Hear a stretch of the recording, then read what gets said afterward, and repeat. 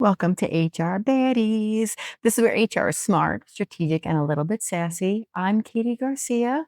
I'm your HR strategist, your host, your culture translator, your workplace truth teller, a little bit of everything. Last week, we talked about rebuilding trust after workplace change. But once trust starts to rebuild, there is one group that has the power to either protect it or destroy it, and that's your managers. Because trust starts at the top, but culture lives or dies in that middle part.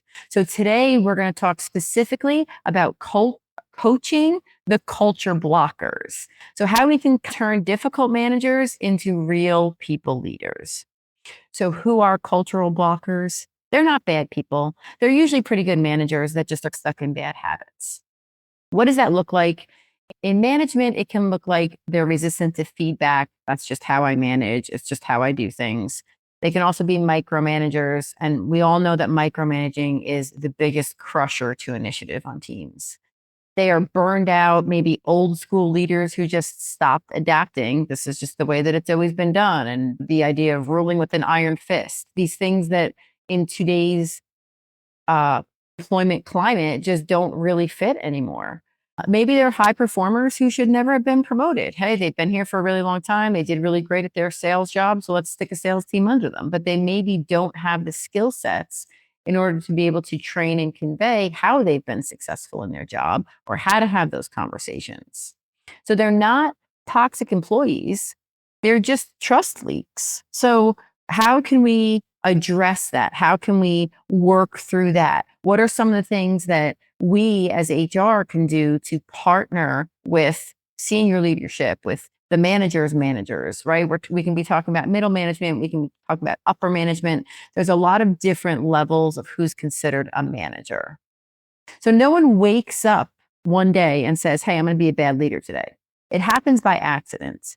And a lot of that is carted towards when development stops. So they've been promoted for their skills. Again, think maybe in manufacturing is a great one. So, hey, you were great at running this equipment. Or maybe we can look at the office side of it. Hey, you're great at spreadsheets. Here's 5 humans to manage. And we don't give them anything beyond that. So they're being promoted for their skill or a longevity point, and not for their leadership. So that puts the onus on HR and the leadership of the organization in order to be able to provide the coaching to these culture blockers, these managers who have stopped adapting or learning leadership skills. This is our opportunity because guess what? Most of it's fixable. There's a lack of people training that goes into this. It's a big piece of it. So performance is rewarded and empathy is ignored. It's how people will start out in management thinking that they just need to hold the line, right? They just need to keep it together and not let it fall apart, and lose this whole part of empathy and really understanding teams and the dynamic and how to have conversations. All of that is something that is totally trainable. They also maybe have stepped into this role and have a fear of losing control. So that for new managers especially can feel really threatening. So are they coming from a place that, well, I know how to do, how do I lead when I only know how to do? So how am I going to be important or of value to the organization if I no longer can do the thing that they do? If they manufacture, if they're finance, if they're, launching rockets into space, if I can no longer be doing the things, maybe I'm not going to be as valuable to the organization, even though they promoted you and put you into the management position.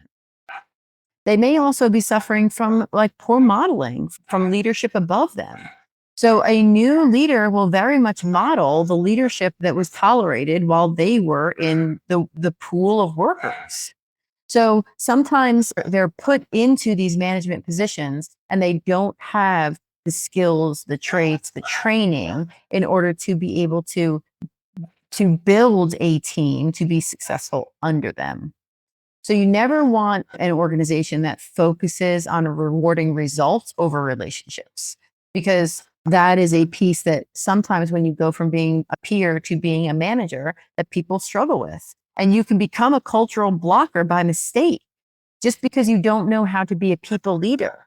How do you go from where, you and Bill are talking about, the grind of the job, and then now all of a sudden you're Bill's supervisor. So you need to tell Bill, hey, I saw that you clocked in late or early, or that, your break was too long, or there's so many different things that can go into it that then if people are not instructed or trained on how to have the conversations, they're not going to know how to have. And when they don't know how to have it, spoiler alert, they're not going to have the conversation. So we need to find ways as HR to talk about how important training is, to highlight to leadership how it can benefit everybody in the long run, that the teams will be higher functioning, that there'll be better leadership that they can look to. Because the other piece of it is a lot of times when there is no leadership, people just run amok, right? So I know lots of people and leaders and things that like to say the worst decision is indecision. So if somebody doesn't have the skills to do something and they don't make a decision on having that conversation, it's just going to lead to further problems down the road. Then pretty soon you have to have this piled up conversation of 15 things when it could have just been addressed initially with a one hard conversation instead of now putting somebody on a performance plan. So there's sometimes not the intention to be a cultural blocker or to be the weakest link. It's just a skill gap that can be totally trained, which is the most exciting part. And as much as I can rag on middle managers or other managers about this specific topic, it's not insurmountable. This is not something that is pie in the sky of we have to come up with this big $50 billion plan to save our organization. It's done in these little blocks. It's done in making sure that they have access to the training that they need, that they have access to the mentorship that they need. And so how can we do that? How can we utilize what is available to us, be it training, coaching, as HR without losing our mind? Because you can't fire people on your way to a better culture, but you can coach them. And that's really going to be what the win is here, especially in small business. So what can we do is we can look very heavily at the data, because when you go to your senior leadership to pitch something, the first thing they're going to ask you for is numbers, data, whatever you have. So are we looking at engagement? Are we looking at turnover? Are we looking at feedback? Are we looking at complaints? So that we can help first the manager, but also senior leadership to see the impact that their leadership style is having. So we're going to take the lane of we're here to diagnose, and that's it, right? We're going to give you the data that you need to see that this is an issue. Then we're going to continue to want to foster, obviously, training on policies. Be here at this time, dress like this, show up like this, don't talk like this, talk like this. Whatever our policies are within the organization. But we need to find ways to train managers on empathy, talking about emotional intelligence, talking about self-awareness. That will also help with the first piece of diagnosing, not dismissing, right? We're not here to just tell you, hey, you're the problem. We're here to say, hey, here's the data. And then extending that empathy also leads into that conversation of, hey, here's the data. Why do you think that we're having such high turnover in your department? Do they have any self-awareness? Now that is something that can be trained. And in work, everybody loves to say there's no emotion in work, but the reality is, as you get to know people and as you work together for hours and hours and hours every year, you do build a personal connection. And so having that emotional intelligence coupled with your ability to be self-aware is training that needs to be implemented for everybody in leadership all the way up the chain. So it's not just about training on policy. It's also about training emotional intelligence, talking about, are you self-aware? Can you see why maybe you're the problem in this, where all of the engagement is super low? Are you micromanaging? Hey, let's talk about it. Why do you think it could be like that?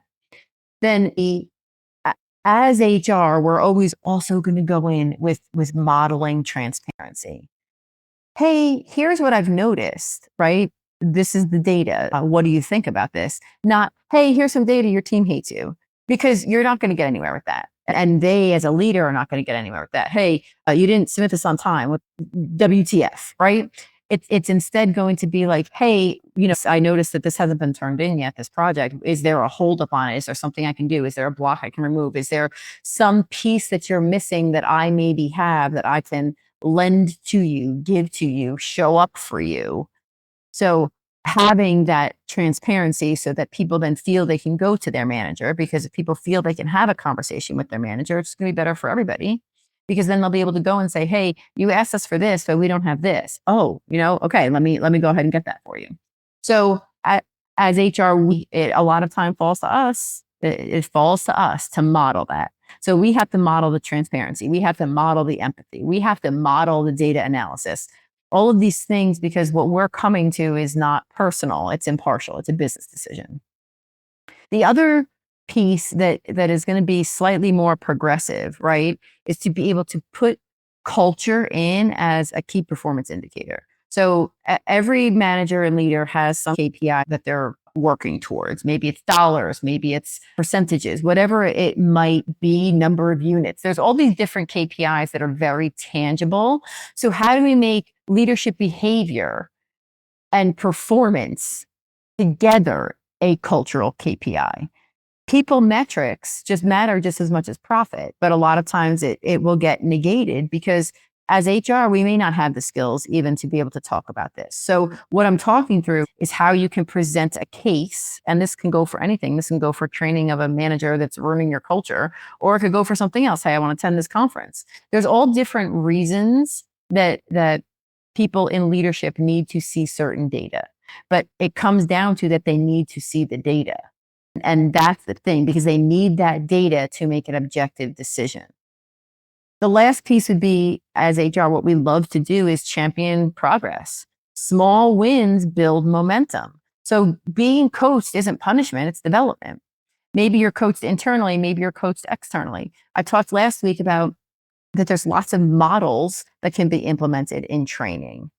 So you don't want them to ever feel like the growth can feel awkward.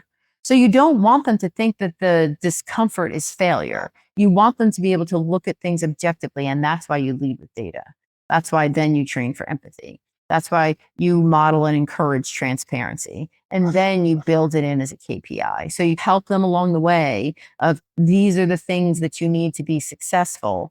And then you help celebrate it when it is successful. Hey, this quarter, the turnover was down 2%. That's amazing. That's 2 less people that we had to replace in the last 90 days. So being able to work through those things and have those conversations will also help them continue to build and develop their skills. So it's not always about bringing in high ticket sales coaches or bringing in these things. Sometimes it can just be small and internal and come from a place of we really want to encourage growth.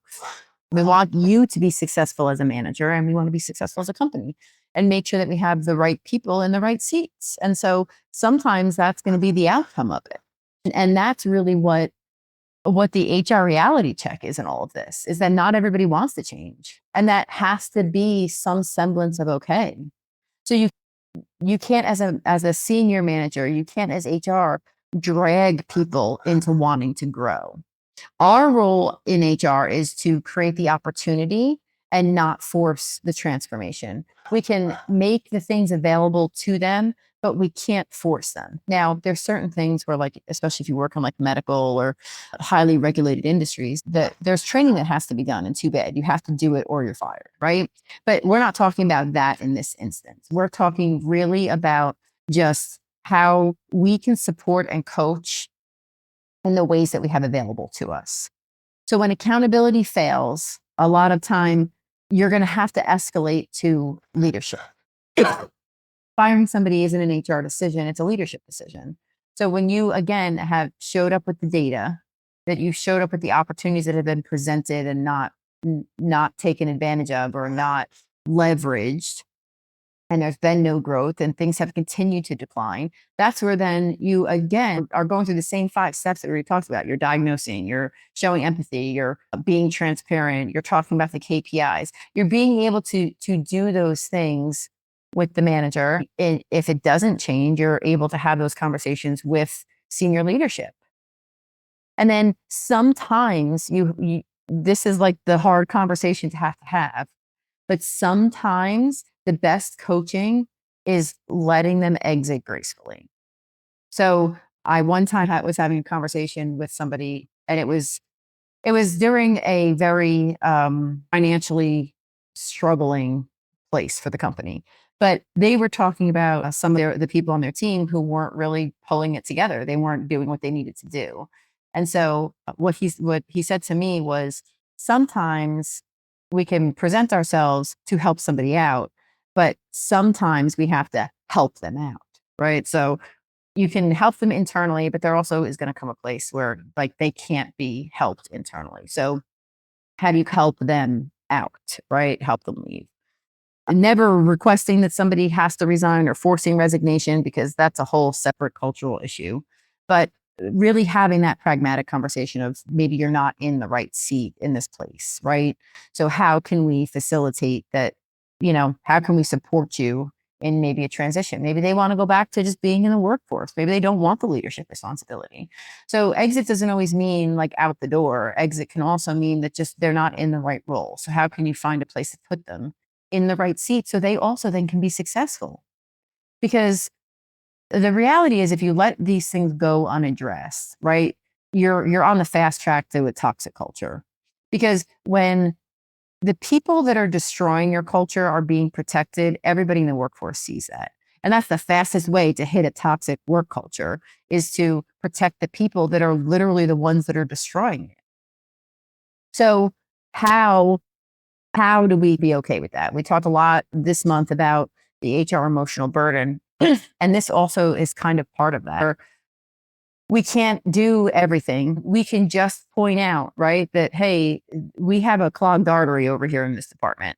So we can keep ignoring it, right? And eventually everything's going to slow down and shut down. But we can coach them and maybe help the whole organization start to breathe again. You don't want to have a piece where, hey, we have this one person or this one team of people that is just dragging everything else down. So as HR, we go in with the pragmatic solution of, hey, here's some coaching that could be available. Maybe ask somebody who has a really successful team to partner with them. There's lots of different options. It's for us as HR, it's on us to create the opportunities for this. So learning and development is a whole lane of HR. It's something, it doesn't fall under anything else. It doesn't fall under operations. L&D falls under HR, and that's not by mistake. So I think that is a great place to wrap up today, is that there's a lot here that we can do as HR, but we can't do it all. I love talking about this stuff. I would encourage you guys to head over to hrbaddies.com. You can listen to the rest of the podcast there. You can pick things up there. Next week, we're going to launch into November. So I would love next week, I'm going to talk through some ways on how tactically you can train your managers. So that'll be a really great conversation. We're gonna address the literal missing skill sets for middle managers, and we're gonna walk through some really basic ways that we as HR can present the opportunities to train our managers. I'm really excited about it. I love being here with you guys. I hope you like being here with me too. So tune in next week. I'm really excited for it. hrbaddies.com. Also, we're still in October, so this is the final week. Make sure you head over to KDG Support's LinkedIn. I'm still dropping all the things you need to know about veteran and military spouse hiring. My favorite topic to talk about. So head over there, and I will see you guys next week.